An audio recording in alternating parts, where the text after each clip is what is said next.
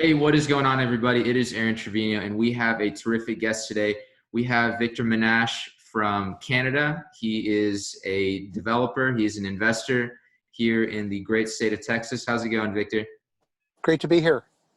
Absolutely. Thank you for coming on. So, for those of us who don't know you, could you tell us a bit about yourself and what you do?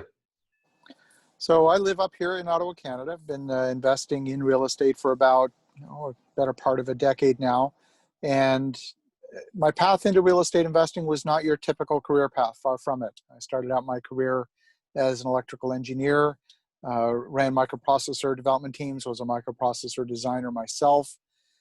So if your listeners have ever flown on an Airbus aircraft and watched the movies in the seatback display, that's my microprocessor in that seatback display.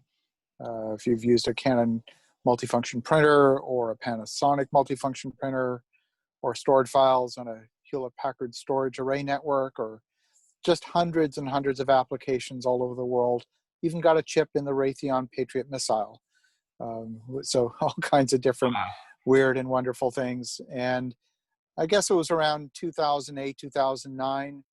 I was running an engineering organization. We were building chips that are used in mobile phones, and traveling back and forth to Tokyo every 2 weeks to build a new cellular network in Japan.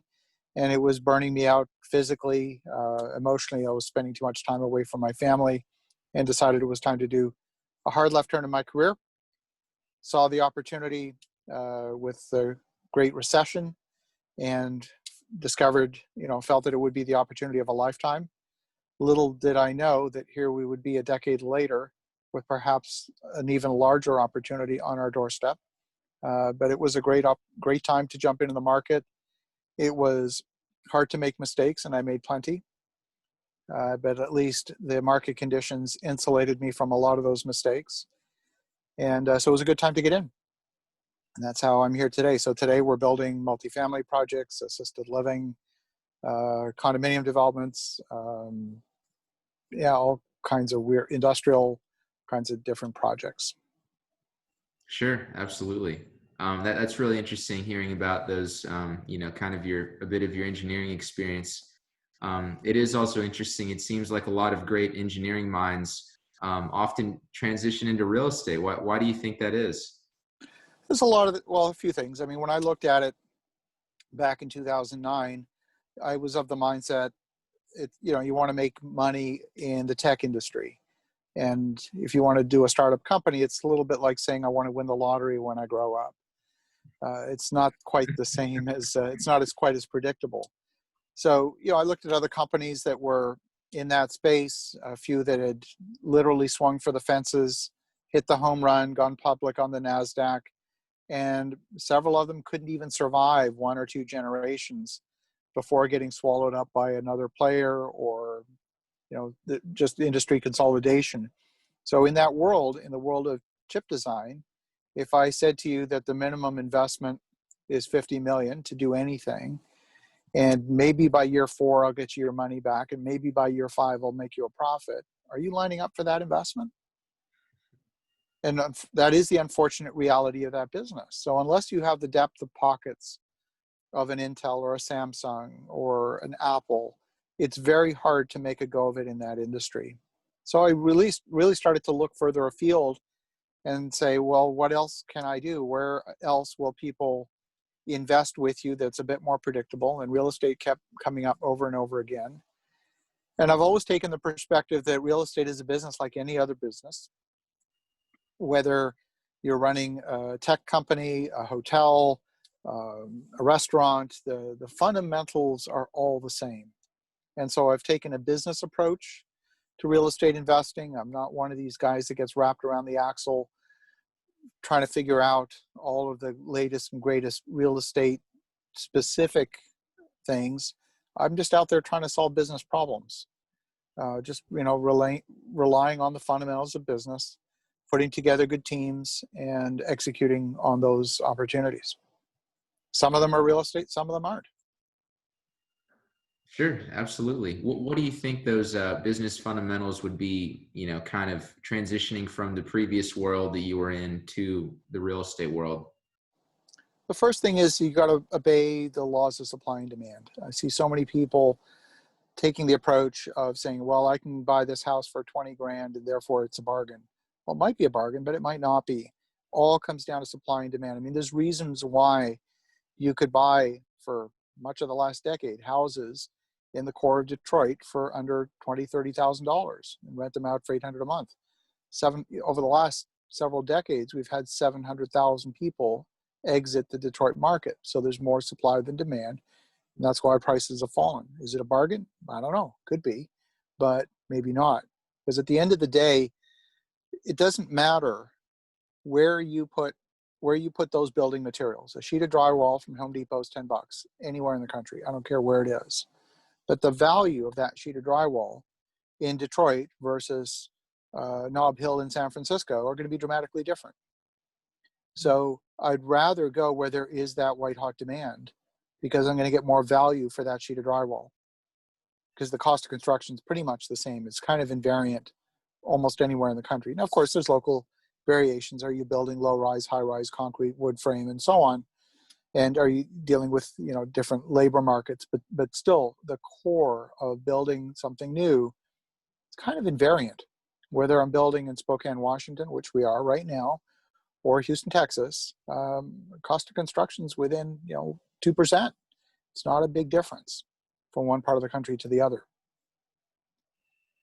Sure, absolutely. I know we touched on it a little bit earlier, but I thought it was interesting. You're from Canada. Yes. In my hometown of Corpus Christi, we have quite a few Canadian investors who'll come down for the winter. They'll buy shopping strips. They'll buy tracts of land. What's appealing about Texas to Canadians from a kind of a building real estate perspective? I don't know that it's necessarily just Texas. We've done a lot of development, for example, in Philadelphia. The multiples are generally better in many parts of the United States. Real estate, of course, is hyper-local.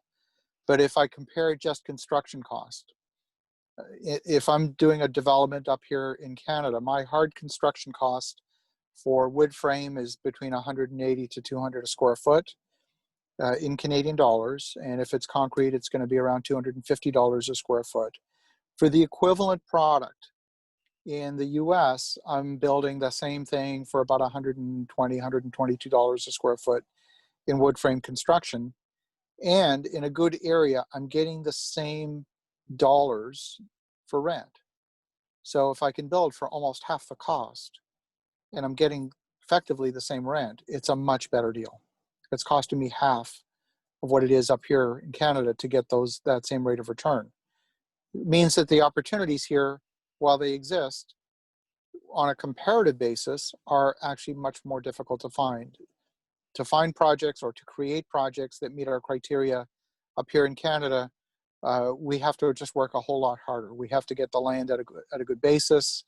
We have to make sure that we get really high dollar value per square foot. So for example, here in Ottawa, project that we're going through the entitlement phase on, we're not all in between hard construction cost, land cost, soft cost, everything else. I'm going to be about $450 a square foot, all in terms of investment. And that product will sell something in the range of about $700 a square foot.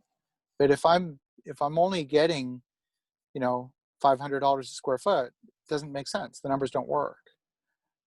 And there's a lot of markets in the US that you're not going to get that. Yeah, you'll get that in New York. You'll get that in some expensive cities, but through most of the US, often you're hard pressed to get $200 a square foot.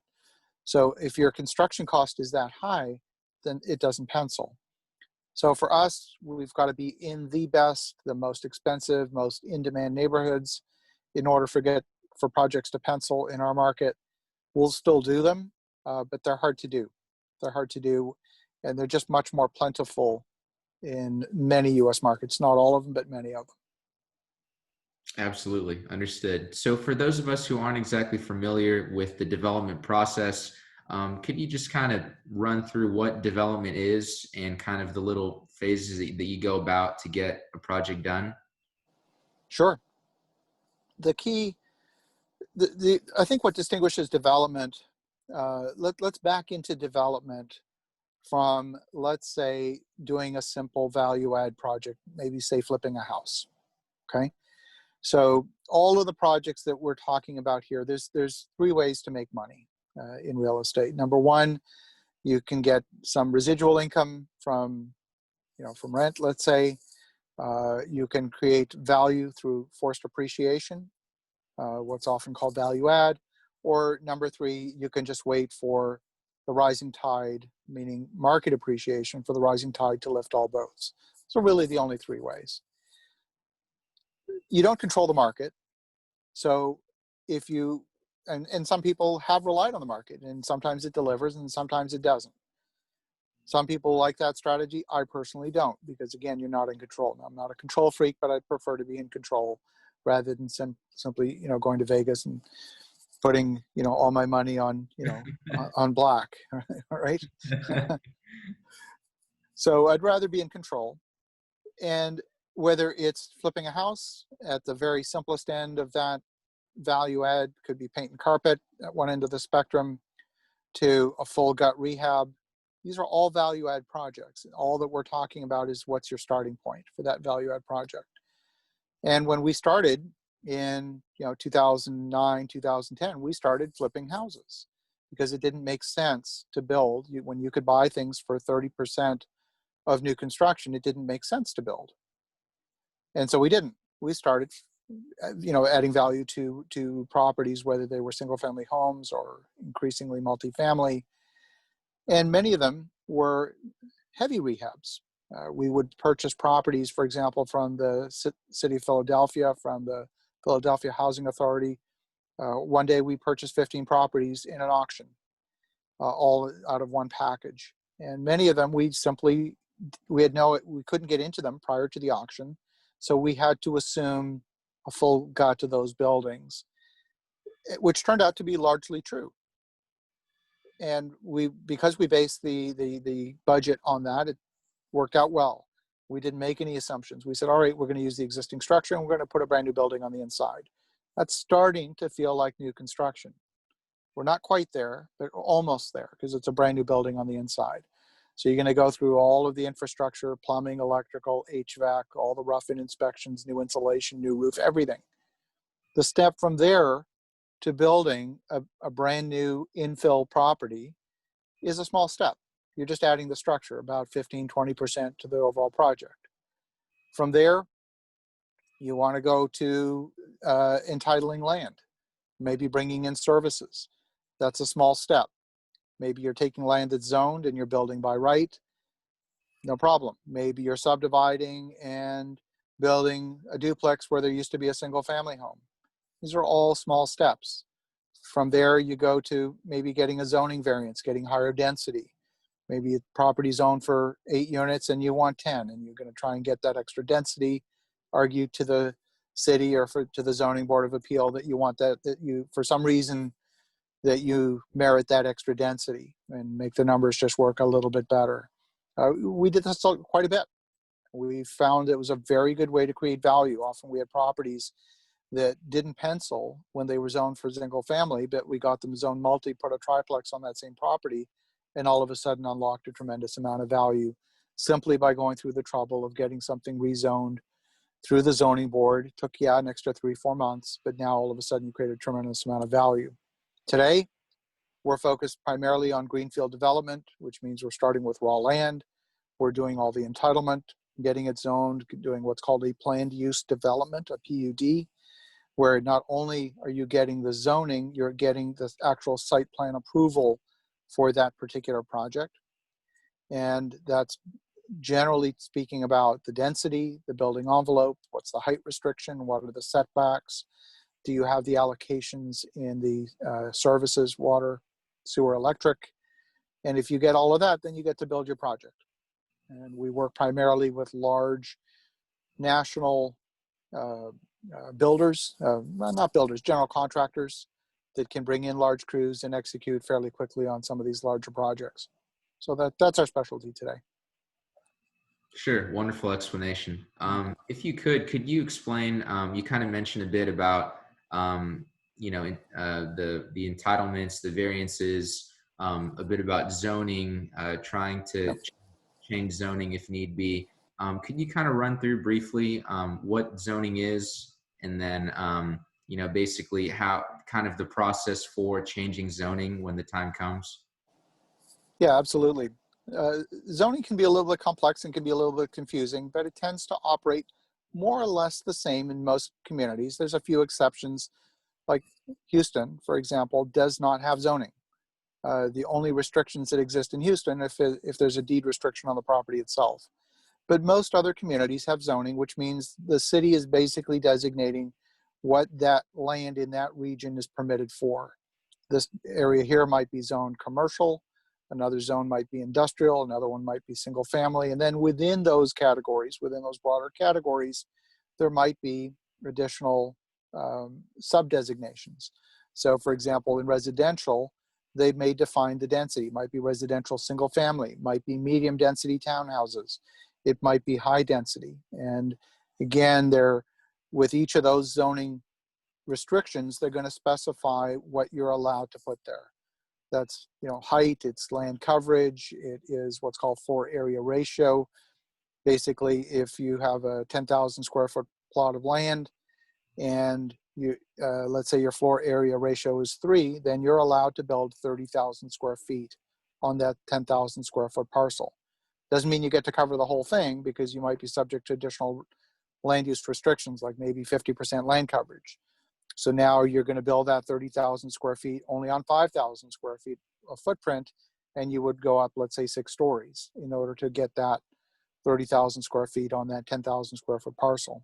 And then layer on top of that, there'll be parking requirements. There'll be requirements on accessibility, both accessible parking, accessible units, and all of those sorts of things. Those are all basically the rules that you have to adhere to. And when you do that, you can often create tremendous value. Now, the zoning is typically going to be based on what is there now. Zoning is not forward-looking. What is forward-looking is when the municipality brings forward what's called a municipal plan overlay.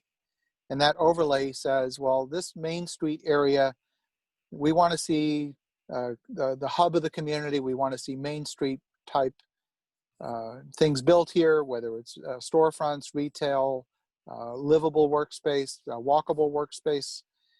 And so we're going to essentially steer the development community to building that in this particular location, even though what's there now might be a gas station.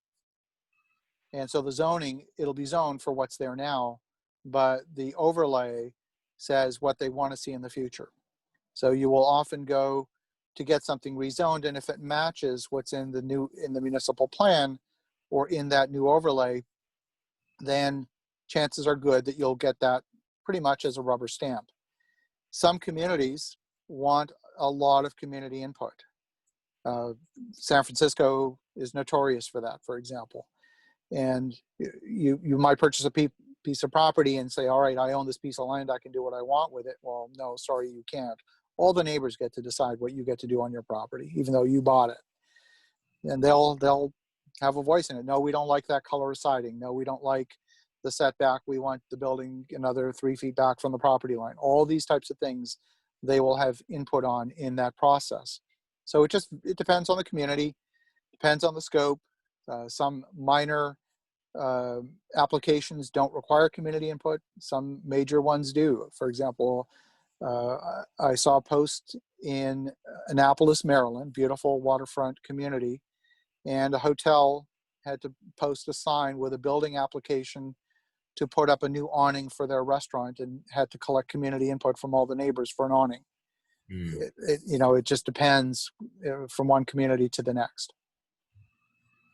Sure. So, aside from dealing with the municipalities, the different rules, what are kind of some common hurdles that you think that developers come across, and then how do you address those issues? Probably number one, accessing the capital, making sure that it's going to be compelling to investors. People who come into development specialize often in one thing. And you need more than just one thing to have a successful development business. Development is all about the combination of conceiving of a new end product. This is manufacturing. It's like manufacturing cars or anything else. You've got to have the right product for the end market. So there's a product development aspect to it. Then you've got to find the folks that are going to find that investment compelling. You've got to manage all of the risks so that it actually gets to the final endpoint. The analogy that I like to use is you have an idea that is, we'll call that an egg, and an egg might grow into a full-grown chicken, but not all eggs hatch and not all eggs make it all the way to full maturity for a full-grown chicken. And oftentimes people are out there peddling eggs for the price of a full-grown chicken, and that of course doesn't work. So you've got to be able to show that you've got a very low-risk path, that your team has a strong track record, not just on the construction side, on the entitlement side, but on the management of funds, on the property management, the whole end-to-end process. You've got to have the right people in your team with a lot of experience that can convince both lenders and investors that you have the resume to do this predictably and reliably. Absolutely. So I know you kind of mentioned how you started out back during the recession flipping homes. Mostly, could you kind of walk through maybe from, the time the last recession happened to what you're doing now? Could you kind of describe the types of flips you've done and maybe the types of developments as well? Sure.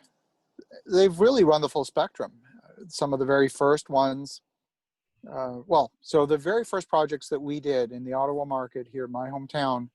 Ottawa is our nation's capital, very similar to Washington, D.C. We have a lot of parliamentary staff, embassy staff, military officers, government contractors coming through on a medium-term basis. And I started in that business when there was no real short-term business platform like Airbnb or VRBO in the market.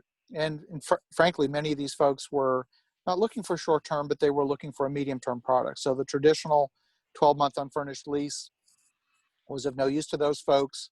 A suite hotel was too expensive. It didn't meet their housing allowance. So we started to put together a portfolio of luxury condos, bringing them up to standard, fully furnished as a turnkey operation, and renting those out at a premium with a number that matched the housing allowance to all of those folks that were coming through our home city on a medium-term basis. Is it a real estate play? Yeah, kind of. It's solving a unique business problem, in my view. That's where we started. And so there was a fair bit of, I'll say light rehab, upgrading properties to higher end finishes, granite counters, and all of that sort of thing to deliver almost a hotel quality, 4-star hotel quality product in luxury condo buildings within walking distance of Parliament. That's where we started. From there, we moved into Phoenix, Arizona. The Phoenix market saw literally hundreds of thousands of foreclosures over the span of a couple of years. And it's overwhelmingly a single family home market. So we found a number of flip opportunities there. Many of them there also were fairly light rehab. We were able to put them back on the market for reasonably decent returns. But there were a lot of flippers in the Phoenix market. It got crowded. Prices started to come up fairly rapidly post-recession. And so flips are a lot of work for a modest return, and they have risk. So the effort for me to flip a single family home versus a 10-unit building versus a 100-unit building are almost the same. They're almost virtually identical from the chair that I'm sitting in, because I'm not on site swinging a hammer. I'm orchestrating, I'm putting the plan together, project managing it, and orchestrating it, raising the capital. So the effort to do 1 unit, 10 or 100 for me is almost identical. And since I get much greater leverage with the 100 unit, I would rather do that.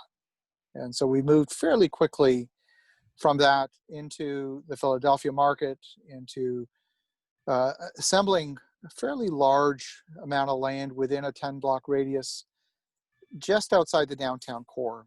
And we developed, we didn't develop anything new here, but I call that strategy, I call it buy on the line, move the line. And so that line is that line that exists in every city in America. On one side of the line, You've got the hot neighborhood with the cafes and the art galleries and the neighborhood restaurants, and you go 2 blocks too far in the other direction, and now you're in the hood. So wherever you might be, I'm sure you can visualize that line in your home community. If we're talking about Austin, Texas, historically that line used to be I-35. West of I-35, you had the UT campus. East of I-35, you had pawn shops.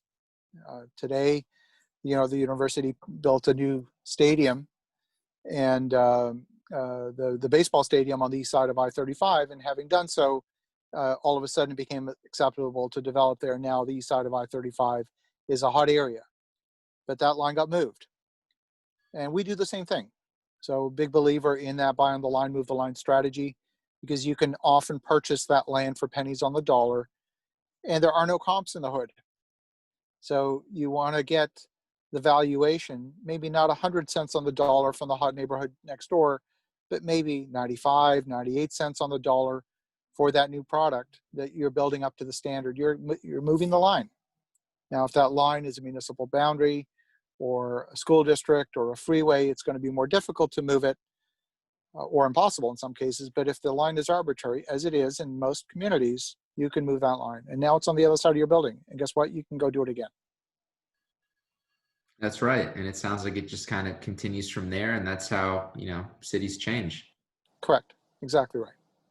Exactly right. So we started out playing a large developer's game on a small scale. If you do 1 or 2, it's not enough to move the line because the market doesn't take notice. But you do 5, 10, 20, all of a sudden the market wakes up and says, oh, the line has moved. I get it. And that's how you create tremendous value. Sure. Absolutely.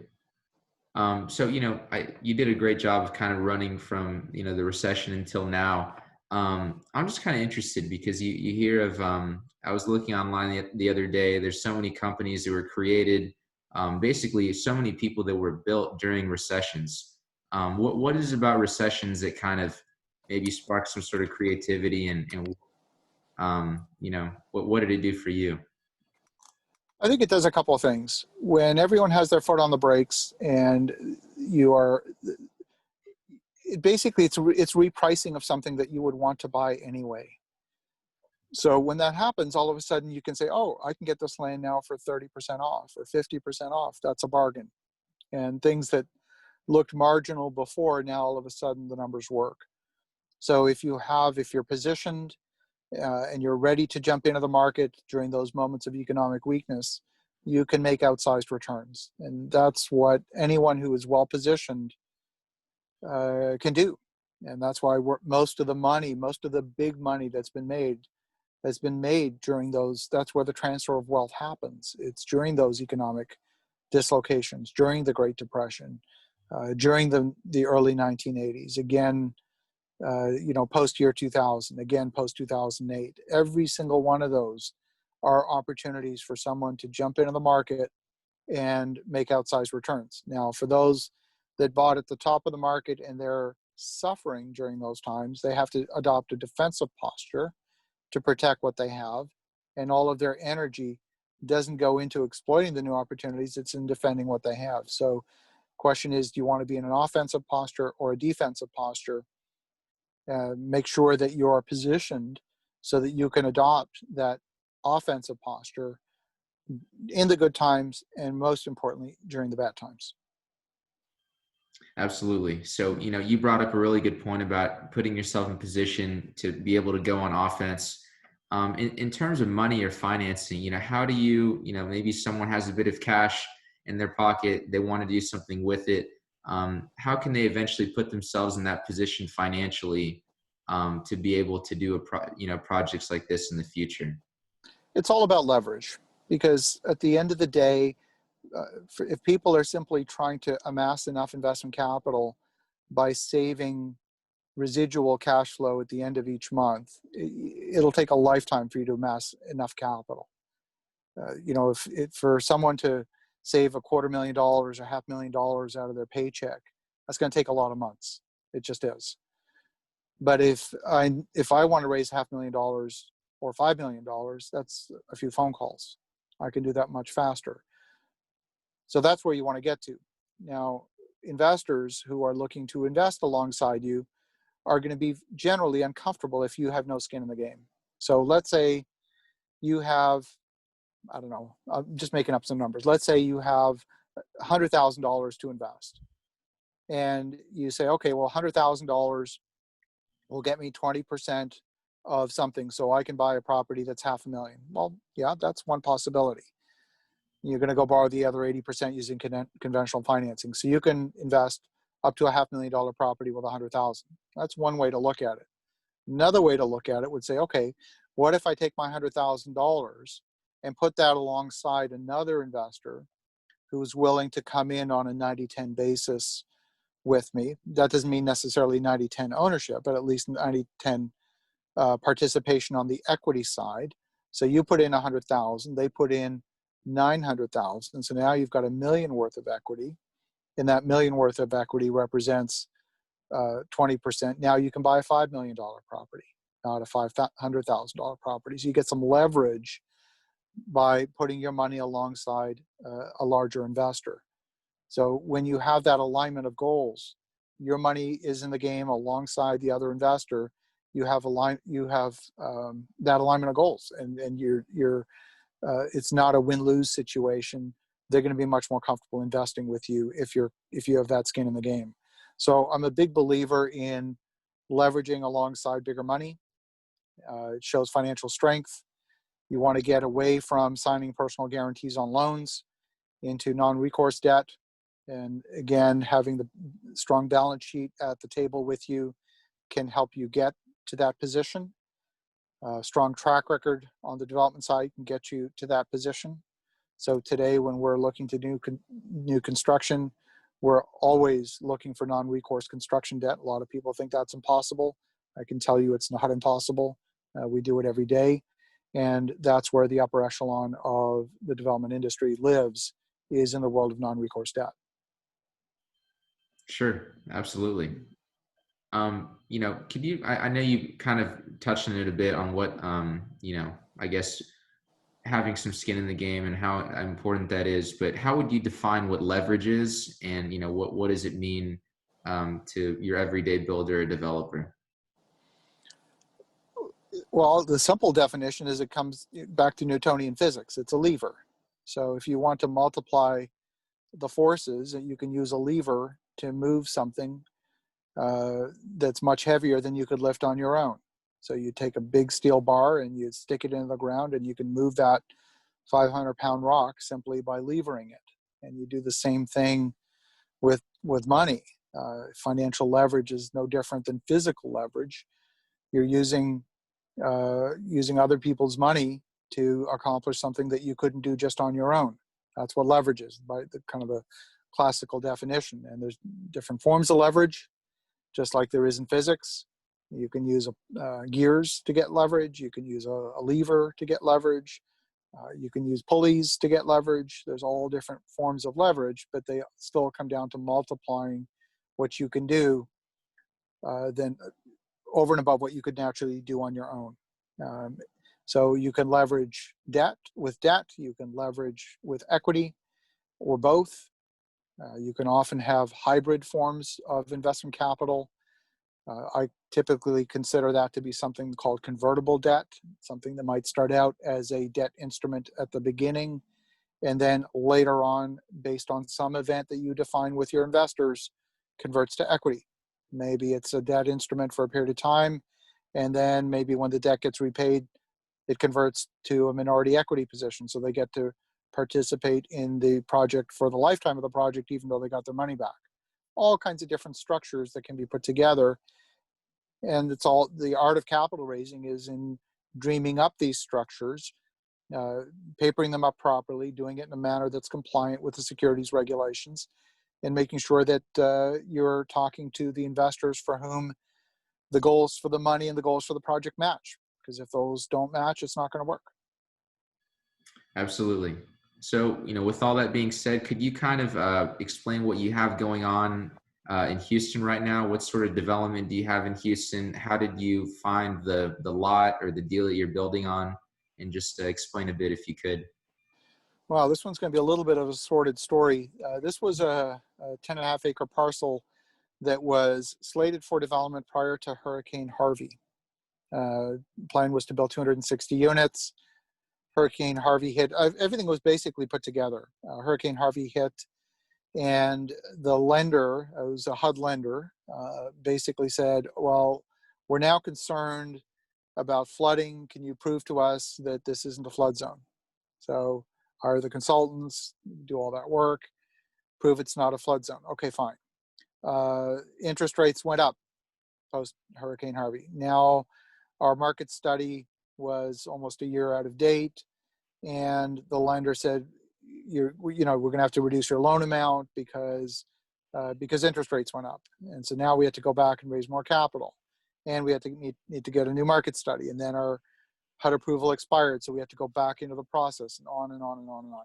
These are some of the things that can happen in the real world. So we basically put the project on the shelf and said, all right, we'll come back to it at a later time. We decided to resurrect the project at the beginning of this year, and the landowner who had previously been part of the project said, I don't want to donate the land anymore. He decided to sell the land. So then we lost control of the land. We said, okay, but we have a HUD approval now for this project, or at least a HUD invitation, not an approval yet, which is not tied to that specific property, but to that particular neighborhood. So we went in search of more land that would potentially be suitable for that project. We are in the process right now of completing that site plan design, doing the civil engineering design, which is essentially the stormwater management, all the stormwater detention design for that, for what will be a 216 unit multifamily complex. It's in a great location, and hopefully over the next couple of weeks, we'll have something that ready to resubmit to HUD and take it through the process, and hopefully sometime in the next 6 months, go get that built. Absolutely. Sounds great. So, that's a bit about what you're doing right now. What are you looking forward to in the future? If anyone's listening, they have any sort of deals, or maybe they have land, what are you looking for right now? How can people help you? We're pretty full with projects right now. We've got 6 projects underway. So we're not necessarily looking to take on much that's new in the way of projects. But if the right opportunity lands in our lap, if there's, a 250 unit apartment complex that lands in our lap that at a good price, that's got some good value opportunity, we would certainly take a look at it. We're not huge fans of retail, certainly not over the next little while. We're not even huge fans of office. We would be interested in looking at industrial opportunities for sure. And in particular, light industrial lands in good areas in affluent communities. We would be very interested in that. So, any of those types of things, we'd be happy to talk to your listeners about. Absolutely. Sounds great. Is there anything that you haven't said thus far that you'd really just like to hammer home? If folks haven't connected with me, I can be reached. I'm the host of the Real Estate Espresso Podcast. This is a daily show 7 days a week. And you can listen to it on any of the podcast listening platforms, or on 20 different platforms. So whether it's Apple or Google or CastBox, we're on Spotify, Stitcher, all these different platforms. You'll be sure to find the Real Estate Espresso Podcast. And that's spelled like the Italian coffee, ESPRESSO. And it's literally your morning shot of what's new in the world of real estate investing. So I'd love to have your listeners get the latest on what's new in the world of investing. Absolutely. I'm looking, sorry I didn't mention that earlier in the video, but glad you touched on it. I'm looking forward to listening to more of your episodes. So aside from your podcast, are you on social media? Do you have a website? How can we find you? You can find me on my website at victorjm.com. That's victorjm.com. And yes, you can look me up on social media, LinkedIn, Facebook, Instagram. And again, would love to connect with your listeners as well. Okay, absolutely. Well, thank you so much for coming on. Victor, you've been a wonderful guest, our first developer that's come on the show. And I really appreciate your breakdown of everything. Everything was very clear and succinct and very interesting. So thanks again. Thank you, Aaron. Have a great day. You too. Cheers. Bye for now.